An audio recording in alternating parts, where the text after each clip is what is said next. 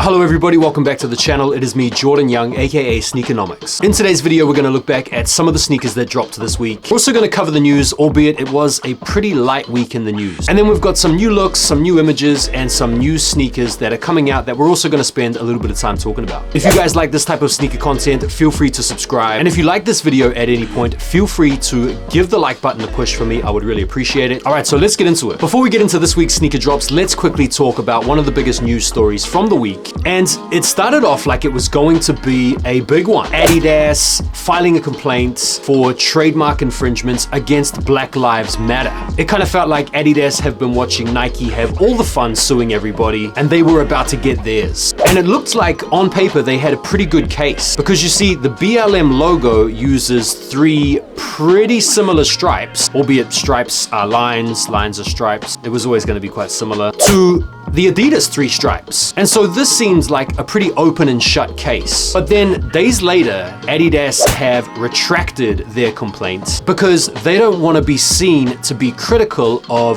BLM and their message and what they stand for. So this whole story ended up becoming a massive nothing burger. What do you guys think about this? I thought this was going to be an interesting story, but all of the air has gone out of it. All right, let's talk about some of this week's biggest sneaker releases, and I want to start with the Air Max 1 Big Bubble, because I have a theory about it. Nike are always looking for new ways to release old shoes, and I feel like the Big Bubble is the next retro nostalgic gimmick. You see, we've had this return to the 85 Jordan 1 shape with the high 85 models. We've had the Reimagine line with the Lost and Found Chicagos and the recent White Cement 3s, and it feels like this Big Bubble rendition on the Air Max is the next style to soon become rinsed out. I mean, we've already seen a couple of other colorways be announced, an indigo blue and like a mauve or something violet. And so my theory is the Big Bubble is the next marketing gimmick that is going to have us once again spending more money for the same shoes. What do you guys think about this? We also had this week the Adidas Gucci collab that dropped. I'm not being funny, but if you are paying £550 for a pair of Gazelles, you need to book yourself in for psychiatric evaluation. This entire collab was a bit of an L in my eyes, but I'm not much of a Gucci fan. Did you guys pick a pair up? And if you did, please let me know in the comments so that I can roast you. We also had the Adidas and Bathing Ape 20-year anniversary collaboration on the Campus 80, which dropped today and is still sitting. I mean, what sneaker could better represent the culmination of this collaborative design genius than a navy blue Campus? Forgive me for not being overly enthusiastic, but it's simply down to the sneaker being pretty underwhelming in my opinion. What do you guys think of these? Did you guys pick a pair up, or did you, like me, leave these alone? We also had the Jason Dill Adidas Samba. I personally think these probably could have been better coined the Jason Dull Adidas Samba. I mean, you have the predominantly white OG inspired colorway and then a translucent outsole. I actually originally thought that the translucent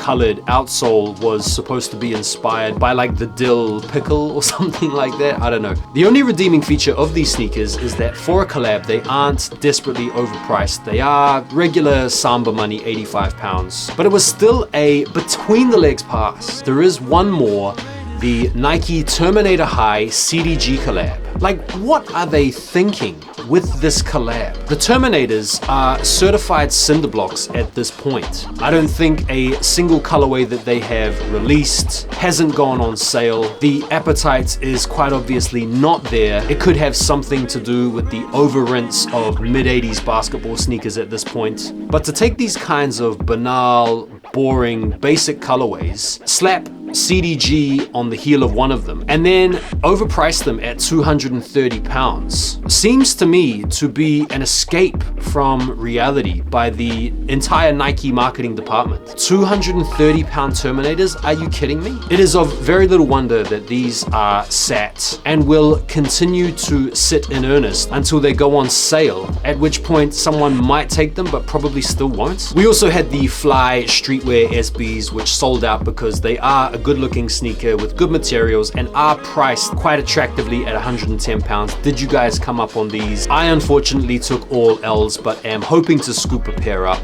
Okay, we need to lighten the mood a little bit, and so nothing lightens the mood more than probably the least serious to be taken brand in all of sneakers at the moment, Mischief. We saw some on-foot images of their latest backward sneaker in action, and they look pretty funny on feet. There's definitely something counterintuitive and off-putting about seeing someone walk forward in a shoe that's facing backwards. And so this seems like the type of sneaker that you would get if you wanted to create some attention around yourself, spark a conversation, or maybe make some content with. But for any other purpose other than those three things, I don't know why for the life of me you would buy these. Maybe someone out there can let me know. We got our first look at the Nike Air Force One off-white mids, inspired by the all-time classic Rasheed Wallace joints. And the disrespect is palpable. They really did ruin an all-time classic. In fact, they have ruined two all-time classics with this collab. There's no way to get around it. These are fucking shit. I don't think it's a really good thing when the only way that you can improve the look of a brand new sneaker is to take a series of different power tools to it. Honestly, they did the OG sheets dirty with these. They would have been barely passable if they had just left all these spikes off of them. What do you guys think of these? We got some really nice on-foot looks of the SB collab with Yuto Horigome, and these look absolutely awesome. Definitely a strong contender in my opinion for SB of the year. I know that's pretty early to call, but there's something about the simplicity and the tasteful blocking and the fact that Yuto is an absolutely unbelievable skater that makes this collab super appealing. What do you guys think of these? Now, as for sneaker drops this week, there are a couple to keep an eye out for. On Thursday, you have the Jordan 3 Lucky Greens. It's a women's release, so it's going up to a maximum UK 9.5. It's a clean colorway, but I think for everybody that copped the reimagined 3s recently, these will be an easy pass. I'm kind of tempted by them, but to be honest, I think I will behind the back pass it. And then on Saturday, we have the Skyline ones. This couldn't be better evidence of the bottom of the barrel being scraped for colorway ideas. They're okay, don't get me wrong, an absolute bounce pass. I think these will both sit and be available long term and would probably be the type of sneaker that you would want to wait for them to go on sale in order to cop. And there we go. There is today's sneaker wrap. Hope you guys enjoyed it and had a little bit of a laugh. Let me know in the comments what you guys thought of today's video. And I'll look forward to seeing you guys on the next video where I'll be talking about some of the cool sneakers coming out in April. Take care for now and peace.